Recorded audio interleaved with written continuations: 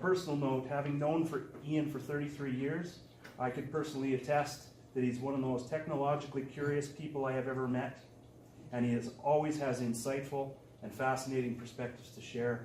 Please join me in welcoming Ian Knapp. Until tonight. It's going to be boring. It's going to be terrible. Okay. Thank you for having me, everyone.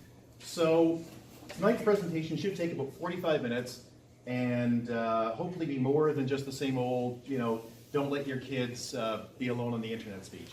So what we're going to do is, well, there's a lot of content in this presentation, and I have a cheat sheet to hand out at the end for anybody that's interested. So you don't have to take notes. It's also not going to be a death by PowerPoint presentation. Okay, there's nothing on the screen but graphics, with a couple of minor exceptions.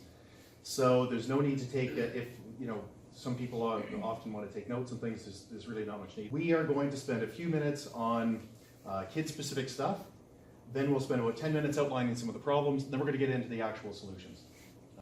So let's move on. So adult versus child. So hopefully this is the first, hopefully this first slide is the only slide you're expecting to see tonight, and the rest of it is stuff you're not expecting to see. It would be hopefully more useful than some of the things you might have thought we were going to talk about. Typically in these presentations in the past, we would distinguish between a teenager and an adult. We would have separate things for them. In today's world, it's no longer the case. Everybody needs to be aware of this stuff. Everybody. So I haven't done that. If you have little kids, we do a different kind of presentation. But for this group and older, everybody just gets treated the same. So the only real difference between parents and kids in today's world, as far as cybersecurity goes, is that parents are responsible for their kids' behaviors. They're responsible for their kids' digital footprints. So, and not just because your kid's under 18, you've got responsibility. It's most likely your name on the cell phone contract, your name on the Wi-Fi, your name on whatever else. So you have liability for that. Specifically, in the mid-2000s, laws were passed that put parents' responsibilities in the criminal code. So you have things you need to worry about, like locking down your Wi-Fi. Lots of kids just want this stuff to be wide open so their friends can come in. You have a legal obligation to lock that down. And we can get into why that is if somebody wants to later, but you do have that obligation. So, the school's administration also correctly points out that parents will be asked to answer for images and words that are found on devices that their children have. Right? Now, in the end, we know that parents are not going to be held liable for much of this in a practical sense, but they will be asked about it. They will be brought in and there will be a conversation about it. The police are not likely to charge you for these things, for what your kids do, but they are out there, and it can be a big issue. So this type of presentation usually spends a lot of time considering ways to control and monitor your kids. I'm not going to do that. There are many tools that can help you block your child from doing things that they want to do, but they'll almost always find a way around them. So while you may want to put some of those things in place, I wouldn't put a lot of effort into it. They're going to get around it. So GPS trackers on cells, the kid will leave their cell at their friend's house. Software blockers will have them just using somebody else's computer that isn't locked down. So I wouldn't put a lot of effort into it. I'll give you a bit of a story though. When my kids were little, I used parental controls in Windows to track what they were doing. And I told the kids, wanted to be right up front with them. And what it would do is every week it would just send me a log of the sites they'd been to, how long they'd spent on stuff, and I just ignored it, right? I would just let it roll on, and I didn't think much of it, and I intentionally didn't remind the kids about it. Then one day I found some very disturbing sites I've visited, and no, not the sites you're thinking of. I have girls, thank you. So, but this was a serious problem. So we sat down the kid in question, and we went over it with a pretty brutally honest conversation, and we think we put an end to it. So there is some benefits to this sort of tracking and monitoring, but like I said, it's something that your kid's probably going to get around, so I wouldn't put a huge amount of effort into it. And you have a choice if you want to do that. You can be very stealthy and secretive, or you can be right in their face. I've always chosen to be right in their face. So I've told them, we're monitoring this, we're doing that, blah, blah, blah. It's a constant debate in the IT industry, but my goal as a parent is to raise a well-adjusted, cyber-smart kid. If I block their decisions now, when they're little, and we don't allow them to make mistakes, they will make mistakes when they're older. So I'd rather have them fail now when they don't have a house to lose, when they don't have a career to lose. So I'd rather have them make those things now. So that's my choice. Other people everybody raises their kids a different way. Mine is right, by the way. But yeah, so I don't lock up the booze in my house for the same logic, unless Brian's around, because, we just have to do that. He's just smart. It's just accurate. No, just kidding. So because we're in a school, we should have a 30-second chat about cheating. Your kids should know that they need to get lucky every time they cheat. And the administrators only need to get lucky and catch them once. That's really the nut of it. So plagiarism checkers, and this is an interesting story. So plagiarism checkers that the teachers use today, and I assume the school, Darlene, does the school use plagiarism checkers, or is it still too young? By grade 9, definitely. Okay. We're kind of building awareness up throughout the grades, but yes, there's software that teachers use, and they just plug text right into it. Right. So that's that. So well, I'll get to my story here. So they're readily available to teachers, and if your specific kid's teacher isn't using it now, they will in the near future. So near future being grade 10, grade 11, whatever. So a painful example of this just happened to me. So my kid's a straight A student. Well, one of my kids is a straight, there isn't. But my one kid's a straight A student. She's just amazing. She's very popular, she's good in sports, she does all of this stuff. And she tutors and helps a lot of kids. And another kid copied 2 paragraphs from one of her papers. She was called in, they had a sub in that week actually. The sub put stuff into the system, found this out, and my kid was flagged as cheating. It was put on her permanent record for plagiarism, and we were told that this, and I talked with a university administrator about this, this would affect her ability to get into universities. And considering her grades and her aptitudes, that's not funny. So it's deadly serious. So we got the principal in, we sat down, had the big meeting, waited for the sub to leave because the sub's just doing her job, right? There's no point in arguing with her. Got the regular teacher in, and it was agreed to sponge my kid's record, and it's left on the other kid's record, the kid that actually did the copying. But even being on the positive side of that got my kid in really serious trouble. So this stuff does happen, and your kids need to be aware of it, that if they're not getting monitored on it yet, they're going to be, and they're going to get caught. So eventually. Okay, so, and the last bit I want to cover as far as kids go in particular is that cheating gear, as you can see here, is just everywhere. And man, it is cheap and it is good. So if you want to cheat, you can cheat. Just, it's so easy to do. From having cell phones that convert text to audio, so you can wear your little Bluetooth earbuds and have answers and questions go back and forth right between the kids. One of my kids has serious test anxiety, so I get the need in high school, or needs a bit much, but the desire in high school to let the kids keep their earbuds in and keep their phones so they can play music and whatever else. But there's nothing to stop the teacher from saying, hey, all of the phones on my desk, right? In high school, that does happen sometimes. And as I said, it's really, the kid's gonna get caught at some point, and the kids need to know that the ramifications are really serious. So in the end, it's gonna be up to you as a parent, right? To tell your kid, to teach your kid how to make sensible decisions in the real world and in the cyber world.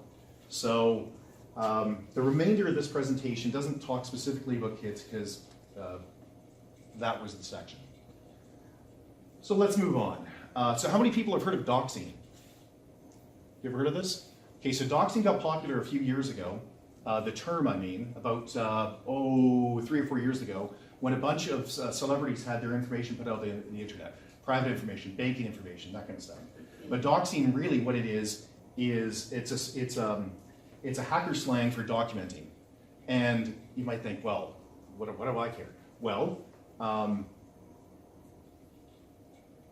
when somebody has enough information on you, they can sell your house. They can take your identity. They can sell your house with you in it.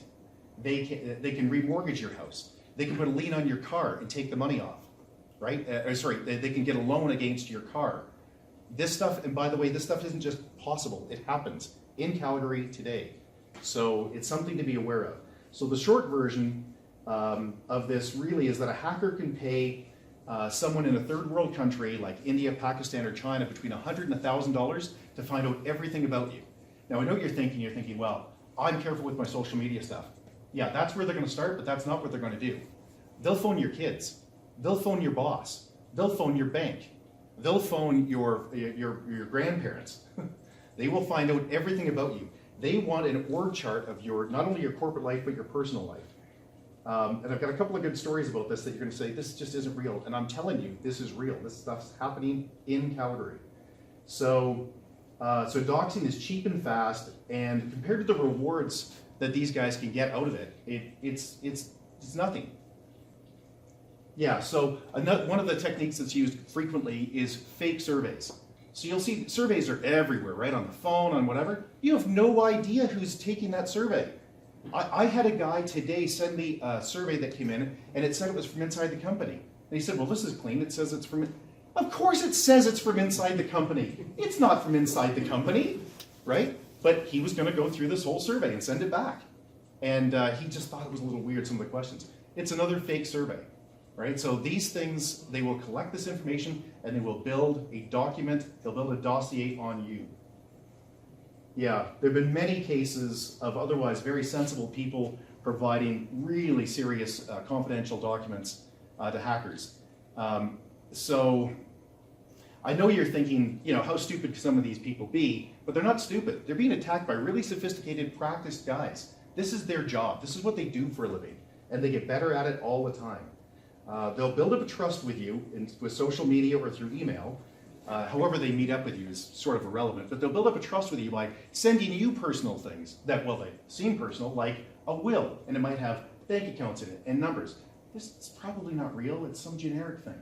Or they'll send you confidential documents. So in Calgary, one of the examples is you'll get these, oil and gas exploration papers and presentations that might be sent to you after, not initially, right? You talk to a guy online and they seem friendly and knowledgeable and they have a great title. They're senior VP of whatever oil company in fill in the blank country, and you don't really know who they are, but they seem okay. And they've got like all of these people. They have a lot of friends that you seem to have, even though they're not real.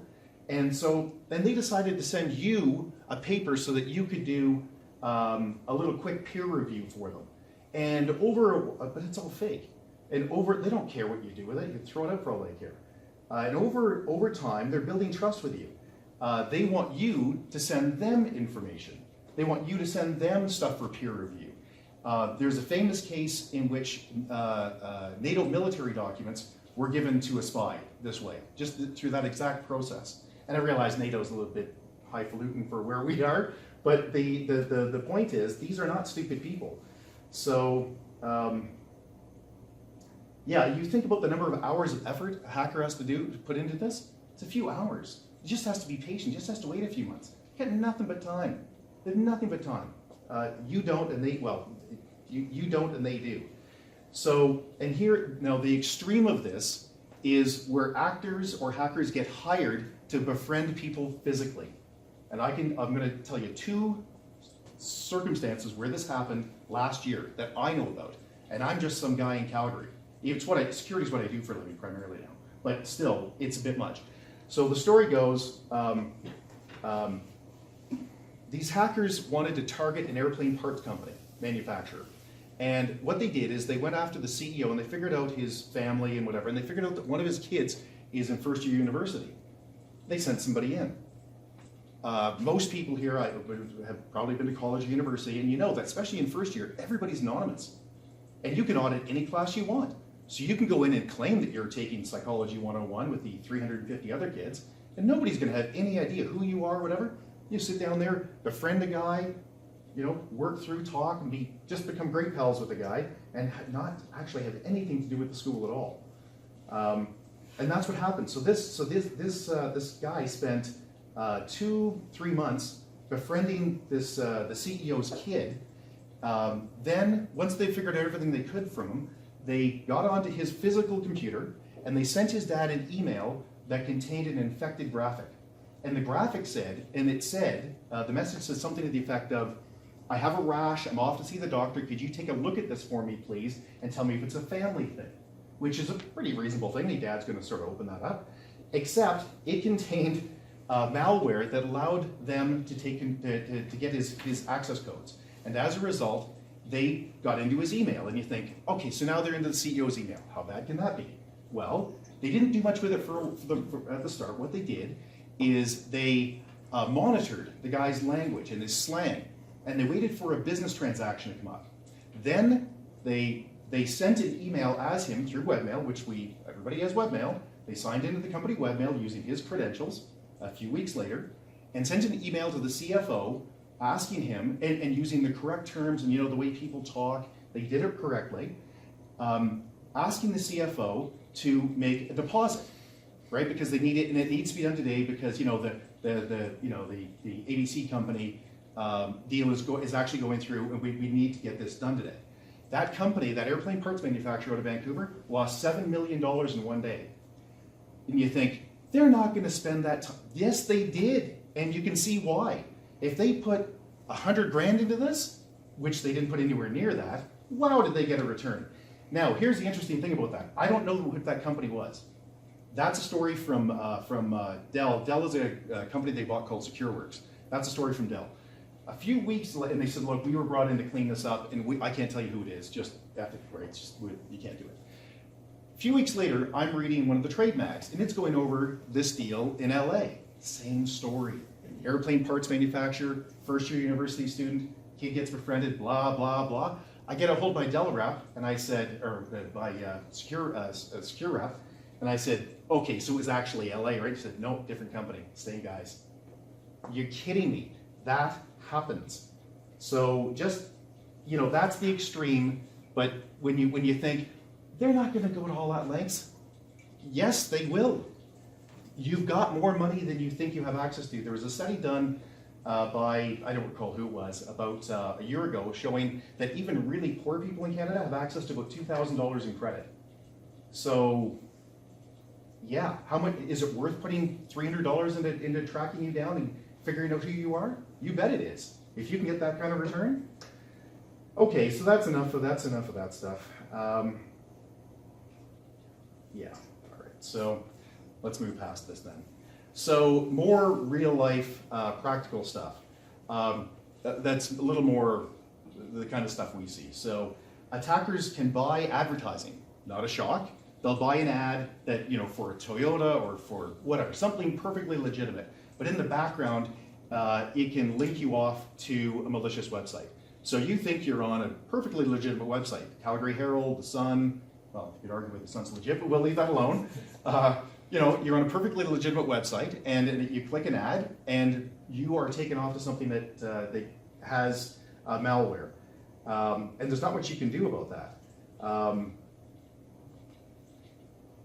So here is a phone call that I received, and I'm going to skip through, I'm not going to play the whole thing.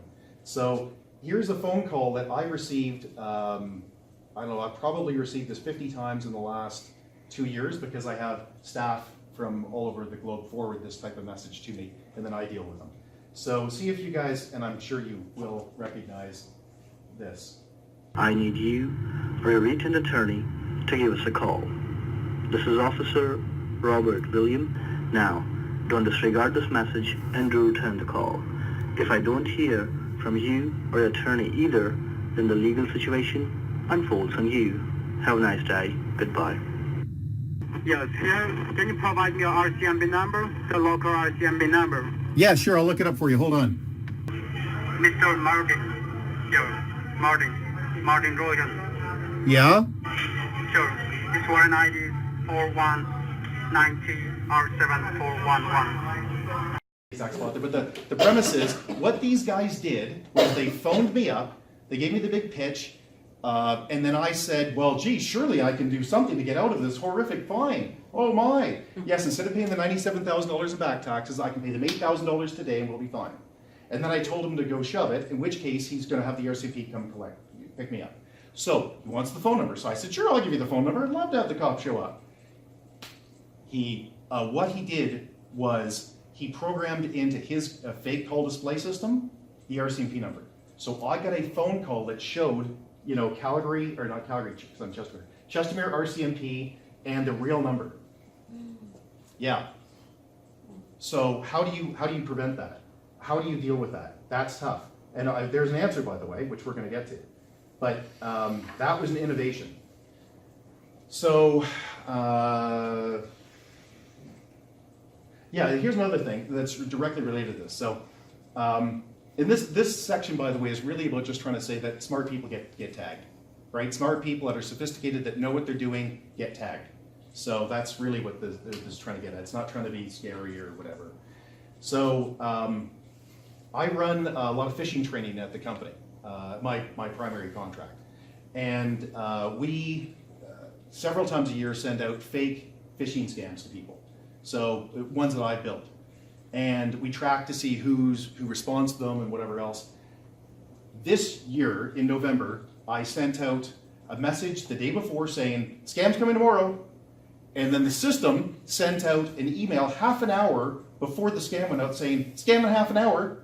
And we still had 4% of the company click the stupid links and, yeah, are you kidding me? Click the links and enter their username and password, which means they got phished. Now, a few weeks after that, and these are everybody where I work is, and I'm not kidding it, they all have PhDs. It's all computer science, high-end guys. So we just had 2 people, including one, we'll just leave it at very senior, and the other is the one responsible for the multi-million-dollar contracts, for the larger contracts, receive an email from a hacker that had the subject line of their password, and it was their password. And it was to get their note saying, hey, we're going to tell your boss, we're going to tell blah, blah, blah, if you don't pay us this money. So because well, actually, I don't know how many other people got this, but these 2 people came to me immediately and said, this is what I got. So that we forced a change throughout the whole company again, which is global, and it's a big pain. But again, the point is not to pick on people, it's to show that really smart people that are trained, that know better, still screw up. So you don't even have to be hacked to get hacked. So you don't even have to have a computer to get hacked these days. If the company and people that you trust get hacked, you're hacked. So the examples of that are really quite notable. So the giant retailer Target, remember Target, the New Zellers, when they got hacked through a construction company. So they had an HVAC company that they let into their network. And that construction company got hacked. They then got into the point of sale system. The hackers went through the construction company, into Target, into the point of sale system. All of those things should have been separate. Target knew it, and they didn't separate them. So that's why Target's got in big trouble. But as a result, hundreds of millions of people's credit cards and address and names and PINs were exposed. Now, that's just credit cards and PINs. That's not the end of the earth. That's not having your house remortgaged. But it's a big deal. This one's a lot bigger. So right here you see Marriott Hotels, the 500 million. They were so good at them, they just reduced the number to 400 million. But now that they know. A few years ago, so how many people here have ever been in the last decade, stayed at a Sheraton or what is it, Sheraton, a Loft? Starwood. Yeah, it's a Starwood group, yeah. And the answer is probably everybody in this room. You got a kid in hockey, you got a kid whatever, you're staying, you're traveling, probably everybody, which means almost everybody in this room probably had their information exposed. And you think, wow, what information? This, I think, is the biggest attack in history. And this came out in November. And why it's different from all of the other ones is because it includes 138 million people's passport numbers. You know what you can do with the passport number? You can really convince people you're that person if you have somebody's passport. It contained your credit card. It contained your address. For regular travelers, it contained their patterns. They know when you're not in the house. They know when you are in the house. They know where you're in Denver every 3 weeks because you're always staying in Denver. So that's a big deal. They have credit cards. It's a lot. So, and you'll see, by the way, why I'm particularly picking on Starwood, because I'm going to bring up Starwood. They have a service you can use, and I really recommend you do use it to protect yourself. So, this is, we're almost at the end of the bad stuff, and then we're going to get into the positive stuff. This is a woman who's a pretty famous hacker. She doesn't know the other guy at all, okay? All she has is his name, and name and phone number, that's it. So just listen to this. Okay. Hi, I'm so sorry. Can you hear me okay? My baby, I'm sorry. My husband's like, we're about to apply for a loan and we just had a baby and he's like, get this done by today. So I'm so sorry. I can't call you back. I'm trying to log into our account for uses information and I can't remember what email address we used to log the account. The baby's crying and can you help me? Awesome. In just 30 seconds, At gmail.com? Jessica gets access to my personal email address. Now, if I needed to add our older daughter on our account so she could call in and make changes, how would I need to go about doing that? You would have to send me a secure PIN through a text message? Yeah, well, the thing is, I don't think I'll be able to receive a text message if I'm on the phone. Oh, I'm not on there either? So I thought when we got married, he added me to the account. Jess uses my girlfriend's name and a fake social security number 5127. to set up her own personal access to my account. Wait, I'm sorry. So there's no password on my account right now? Can I set that up? She even gets the support person to change my password. Thank you so much for your help today. So she just basically blocked me out of my own account. I'll get her fed after this. Okay, so he's going to say a bad word, so we're just going to stop that. And he does. So yeah, so you can see this is, what, a minute? And she locked the guy out of his own cell phone account and has full access to it. Now, what you can do with that is pretty powerful. Think about all of the times, we're going to get into two-factor authentication, which is what they send you a text or something. Yeah, with what you can now, there's a pretty famous case that occurred just last fall. A black rights activist in the States had this kind of thing happen to him. And the hackers put his phone on a different phone. So they got the text messages. They cloned it. They got everything he got. Oh my God, is that clever? And it took her maybe a minute. That's just crazy. So again, you have to be worried about the people that you trust with your data. That's a big deal.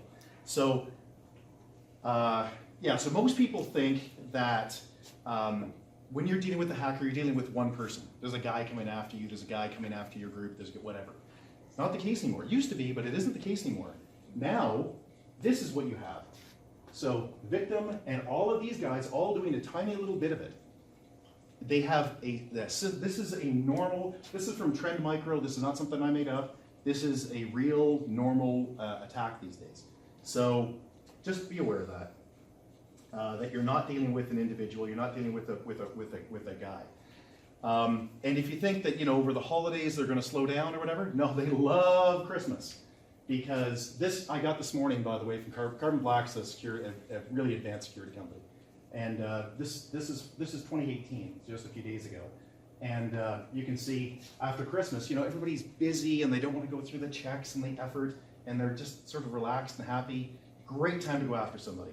And they do. Okay, so now we'll get on to, so what do you do about all this nasty stuff? So enough of the, geez, these hackers are good, you don't stand a chance. You do stand a chance to protect yourself. There is no single solution to the problem. There's no magic wand, but there are a number of small things you can do that will make an enormous difference in keeping yourself safe. So let's start with the don'ts. They're the easy ones that most people know. Although the first one, I seem to have to argue with people a lot about, and it always perplexes me. So when you're entering things in social media or in your lesser accounts, we'll call it, your car magazine registration, your gym registration, don't put in your real information. You don't have to. So, and I'll give you an example of what that means. So my birthday is September 11th. Every system, and anybody that knows me knows that because it's a weird date. Nothing wrong with my birthday, by the way, so back off. But it's people know that. So when in Facebook and everywhere else, it's September 1st, right? Because if a hacker gets that information, they can't steal my identity with it, right? And I'm really consistent with it. September 1st is easy for me to remember. I know that in that system, if they ask me for my birthday, it's September 1st. The only place I can't do it is on legal documents, right? Like governments and credit cards and things like that. But in any system that you can avoid putting real information, do. Your gym membership does not need to know your exact birthday. The year is probably just sufficient. So give them something. Another thing, I live in Chestermere. Everything I have is registered as Calgary. Again, useless to a hacker, but fantastic. You know, everybody that knows me knows where I live. And if you don't, say you were, girlfriend still from Ontario or whatever, you could still look me up and go, they don't know where Chestermere is, right? They just think I'm Calgary. They don't know any better. So it's still close enough. So it obviously doesn't work for things that you're shipping, but you can twist your facts. Just be consistent with twisting the facts, right? So always September 1st or whatever you want to do. Another thing, don't take online surveys or surveys over the phone, unless you really trust the individual. You know who it is, you know it's Dell or whoever, right? Like you know the person you're expecting to call, whatever. If you don't know what it is, don't do it. Just don't do it. The next thing is kind of obvious, which is basically just be quiet. So people love to just dump all of their personal information out on the web. But there's a website called pleaserobme.com. Yeah, and what it is, it goes through people's Twitter. It's nutty because people do this. They say, I'm going to Tahiti on the 3rd at 6 p.m. What a great time to break into your house. And so the pleaserobme.com is a real site, and these guys ran it to make the point, right? And all it does is it just scrapes Facebook, Twitter, Google, Pinterest, all of those things for the keywords. And it builds a profile and says, oh, they're going away. That's just nuts. Now, these guys actually handed that website over to an organization, so I haven't actually checked it in a year or two. But it's apparently still there. So just be careful with what you're telling people. The rule of thumb is if you wouldn't give it to your worst enemy, you shouldn't let people know it. So. So this is the big one here. So links. So we all get these, right? These fake messages, and they look great. They used to be terrible, and the typical thing in a medium like this used to be, what you should do is look for broken English and bad graphics and things. They're perfect now. These are pros. They know what they're doing. Besides that, all they're doing is taking an existing real email, changing the link to their fake site, and the actual content is perfect. The copyright at the bottom is a real link, and it's a real. It looks great. So here's what you do. If you, and this is one we actually received, you put your mouse, you can't do this on a cell phone, but you can on a computer, put your mouse over top of the link. Don't click. Put your mouse over top of it, and look at the address. It'll just pop up. And if the address doesn't make sense to you, like this is from Microsoft, and this is going to empty bit blah blah blah cmd.ga, that's probably not Microsoft, right? You got a pretty good clue there right away. So the first thing to do is just mouse over the links when you can. The second thing is, if it's real, if you think it's real and you're not expecting it, for God's sakes, don't click the link. If you take nothing else from this, don't click unexpected links. You're going to get killed. What you do is you bring up a browser and you type in paypal.com or royalbank.com or whatever else it is, and you log into the system yourself. And if there's something wrong with your account, it will, trust me, they'll let you know. It'll pop up and say, your address is hosed. We can't do anything until you validated your address or whatever, right? These companies are now sophisticated enough. That's how it works. So don't click unexpected links. If you just, if you had something that was asking for you to validate your who you are, and it's going to send you an email right now, well, fine, that's different, right? But if something shows up like this, yeah, it's fake. So, or it could be fake. Don't click it. And as I said, one way is just to link mouse over it. So another thing, as you heard from the calls, don't believe calls from banks, tech companies, Google, the government, or police. Call display fraud that I talked about earlier and showed you is easy, super cheap. So just because it says Chestermere RCMP, it ain't the cops, right? So what you need to do is phone them. And don't phone them on the number that they've got in the email. Look it up.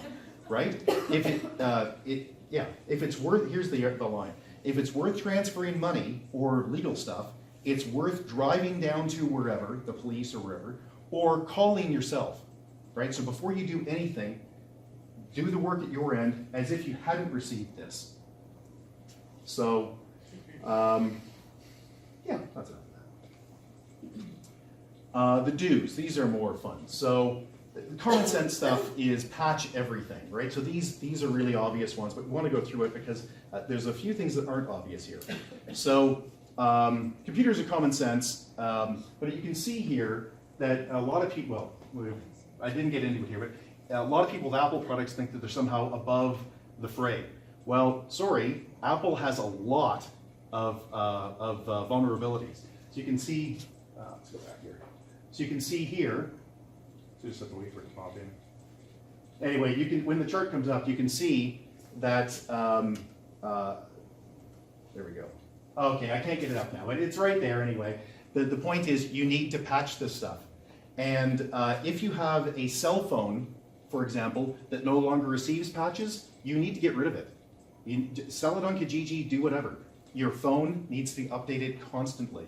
And it's not that there's anything wrong with your Android or your Windows Phone or your Apple or whatever else. They're all fine products. But a lot of these companies, Lenovo for instance is one that's famous for not providing updates for very long. So if you have a Lenovo phone, you're probably going to want to change to something else at some point soon, because they probably didn't provide updates. If you're not getting updates all the time, you're really at risk here. Back up your data, common sense stuff. And the backup your data is in case you get it in encryption. If your machine gets encrypted, and I know many people that have, you're going to need to restore from backup. So on your phone, get a free antivirus program, anti-malware. Most of them are free, most of them are good. Get one. And don't install anything that didn't come out of the store. Yes, there are bad things in the stores as well, but at least they're checked religiously. They work at it. They notify you when something gets found later. So that's an important thing. Passwords. So this is probably the #1 problem everybody in this room has with the world today. There's just so many passwords. How can you possibly keep track of them all, right? It's just such a pain. So the answer is password tiering. So for low important things like Google Plus, which is now dead if you were by the way, Twitter, Pinterest, things that you're not overly concerned with. There's really nothing too confidential in there. Use a shared password, right? So for 80% of my stuff, I use the same password. They're just junk accounts. I couldn't care less if you have them. I make sure there's a number in it, and I never put a 1 at the end. Put a different number than 1 because it's the very first thing that gets checked in the algorithms. The second thing is, second category are important but not critical. So LinkedIn, I've got lots of somebody has my history in there and other things not good. Your kid's school, kind of important. Maybe Facebook, depending on what you have in there. Use longer passphrases. I like cheese, 999, whatever. Then you're down to your critical stuff and your bank and whatever else. You really need to have unique long passwords. And the math on this, just to get out there, is password length trumps complexity. So if you think adding an and sign and a star and an uppercase will help, it will. But making it 1 character longer will make it substantially better. So if you're doing 6 characters, do 7, right? You can put an uppercase if you want, but the math, it's just mathematically provable. So password tiering will help you. Next, two-factor authentication. So two-factor authentication is that, two factors are you need to have 2 things. Username and password, right? That's one thing. That's something you know. And the other factor is something you have, like your phone. So they can send you a text, which proves you have the phone, which means you are you. So it's a way for you to prove you're you.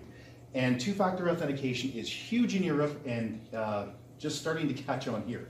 So, and there are ways around it too. It will not keep you perfectly safe, but it will help quite a bit. So, this is a very short little presentation from Microsoft. One way to do this is to have an authenticator, which is an app. Instead of actually entering the text code all the time, Google has an excellent tool called Google Authenticator, and a lot of systems support it. So if you get a chance to use Google Authenticator, all you do is install the app, you sign into whatever system that supports Google Authenticator, and it says, hey, what's your, I'm gonna ask for your Google code. And you just click accept and you're done. So I'll just show you this, and this is 20 seconds. Data, this isn't enough. Unfortunately, we hear about passwords being stolen all the time, and so we'll ask for something extra after entering your password. This process is known as two-step verification. The first step being the password you entered, and the second being possession of a device, such as a phone or tablet. How do we know you have this device? That's where the Microsoft Authenticator comes into play. After setting up the app with your personal, work, or school accounts, to access your stuff, first you'll enter your password, step 1. Then you'll get a notification sent to your device. Just tap approve, and you're good to go. Our app also supports any other accounts you might have, including Google and Facebook. For these accounts, you'll enter the security. The nut of it is that two-factor authentication will really help keep you safe. It doesn't cost much. It's not very. It's actually free, and if you can get it, that's great. So there's a website called twofactorauth.org, and whatever. What two-factor auth does is it tells you, it has every service you can think of, banking, schools, whatever else, and it tells you what two-factor authentication they offer, or that they don't. So quit looking. So for instance, the Royal Bank doesn't offer it, which doesn't offer it, which makes me insane. CIBC does, the Bank of Montreal does, but Royal Bank doesn't. Biggest bank in the country doesn't do it. That's just insane. So I've sent them a few emails, and of course they've got right back to me with, we don't care. It's shocked they don't care. It's like we're married, they just don't care. So, yeah, so Twitter has it, Facebook has it, Google has it, and we'll leave that. Last little bit. Okay, so another thing is be proactive and poke around your digital closet once in a while. Just do something unexpected. So one thing you can do is to use a free, you've got antivirus or whatever's running on your computer, right? Fine. But these things get turned off, they get adjusted, they get tweaked. So go to a website like trendmicro.com/housecall and run their web-based one. It's a free antivirus. It doesn't install on your computer, it just runs in the browser, checks everything, and just does a quick scan. It's a great little tool, really handy. They also have this wasn't in here, but I'll explain it quickly. They have a feature called Home Network as well. This is something I use on mine. What it does, if you install the Home Network app, it'll pop up anytime somebody connects to your network. So if your kid comes home and a friend puts the phone on, you can see it. If all of a sudden your neighbor's on it, you can see it. And it tells you what it is, iPhone, name, blah, blah, blah, connected. It's kind of neat. So, and it's free. Anyway, so the point of that isn't really about the network. It's about doing just an unexpected scan just once in a while, just when you feel like it, if you've got nothing better to do on a Friday night. Call. A lot of times people don't realize that charges are going through on their account, things are being drained, things are happening. I don't know if you're aware, but you have, by law, the right to request a credit report for free, which they don't want to tell you, from Equifax and TransUnion. So you can phone Equifax today, and I've got the number in here, I'm going to hand this out by the way, and TransUnion has an equivalent, and they will send you for free your credit report, and you have by law the right to request that every year. So just look at it and go, huh, I didn't know that was flagged as bad or whatever. I've done it a couple of times just for fun, and found one thing that was minor, but it's a good way just to poke around your digital closet to see if there's something there that you don't know about. And this is one, you might recall I was picking on Marriott earlier, right, the Marriott group. This is a big one. So I think this is the biggest hack in history. The most important hack in history was the Marriott one. So the dark web there's definitions, but it boils down to it's unindexed web. So if you, today you can Google things, you can find things, you can search through and get what you need. What about your corporate stuff? So the stuff that's inside your company, you can't find that on the web. So technically, your office stuff is on the dark web. It's not lit up, you can't find it, you have to know it's there. So that's really what the dark web is. And when people are talking about it's scary and whatever, it can be, and practically it is scary. That is the crappy stuff that's out there in the web, is on the dark web. But there are ways to check it. So there are large companies that know where the creeks and crevices are on the internet, and they check. Now, there's services that cost you money to go in and check the dark web to see if you have anything in it. Except, as I mentioned before, pretty much everybody in here was hacked. We were notified of it in November. And as a result, our good friends at Starwood hired Kroll. Kroll's a PR firm, by the way, which is kind of frustrating in itself.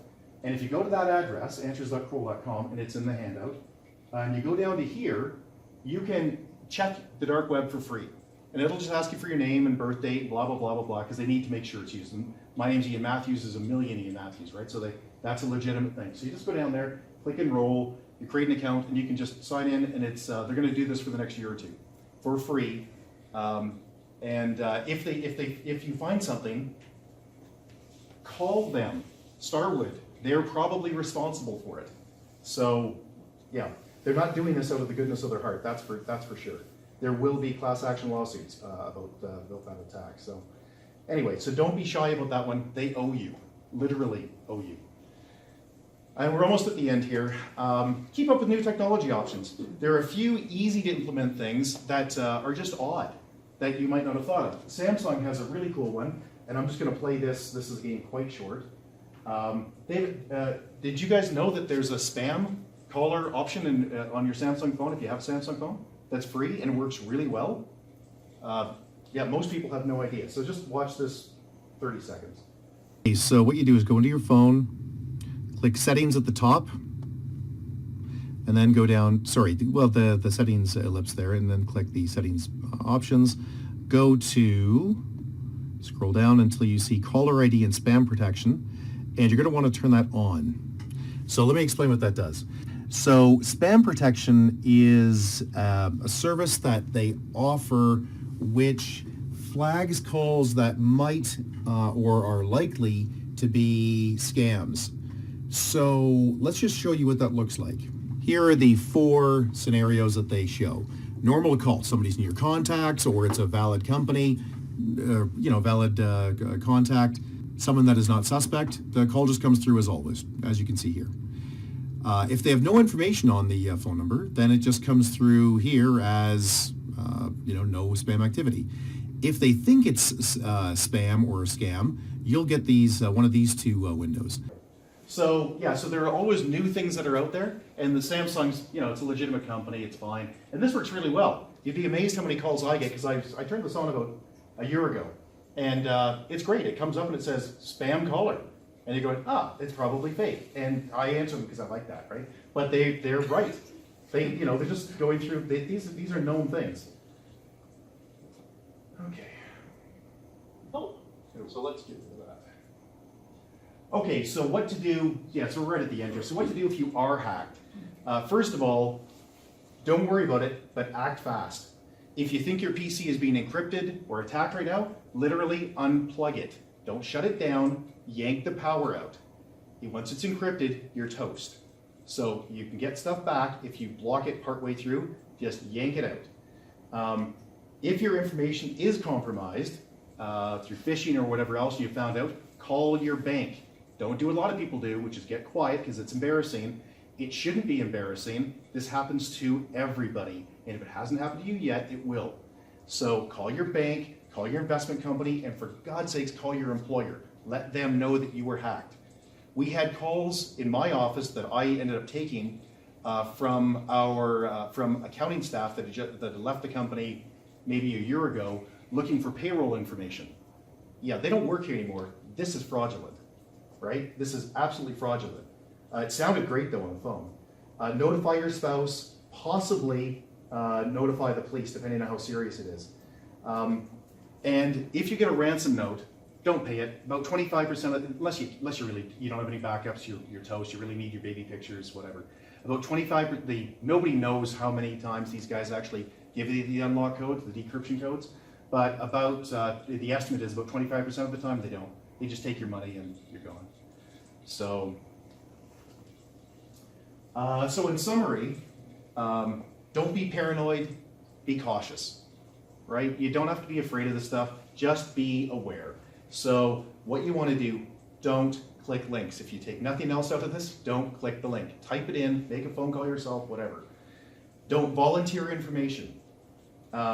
Use password tiering. So, if you want to use your bank account, keep your bank account password separate from your Facebook account. For God's sakes, you just know that's going to get hacked, right? And they do lateral transfers. By the way, does anybody know how Sony got hacked? You know the Sony hack that happened right where okay, so I'll tell you, the Sony hack is freaking brilliant. These guys hacked into Sony using some pretty traditional techniques, and they got into a couple of guys' file systems. And then they searched the network for the word passwords and PW and things like that. And they got everybody's passwords. So if you're going to keep a list of passwords like most people do, don't call it passwords. Call it I like cheese or Brian's a bad guy. That's a popular one, by the way, so you might want to use that. But yeah, so just be aware of that. Get an antivirus for your cell. Do something unexpected, right? Do a quick scan on your machine using house call. It's free, it works, and it doesn't install anything. There's no backdoors. It's a great little tool. But most importantly, educate your kids and your family about it, right? To say if you get caught, because you're gonna, it's like a car accident. Nobody wants to admit they were in a car accident. Stats are it's what 2.7 times in our lives. Each one of us is going to get in an accident. So this is going to happen. Hopefully it's minimal. Act quickly and make sure that everybody is aware of it. So don't be here's the phrase, yeah. Don't be embarrassed if you get caught, get angry. These guys are pros and they specialize in doing this all day, every day. So, a presentation. Do we have, other than from Brian,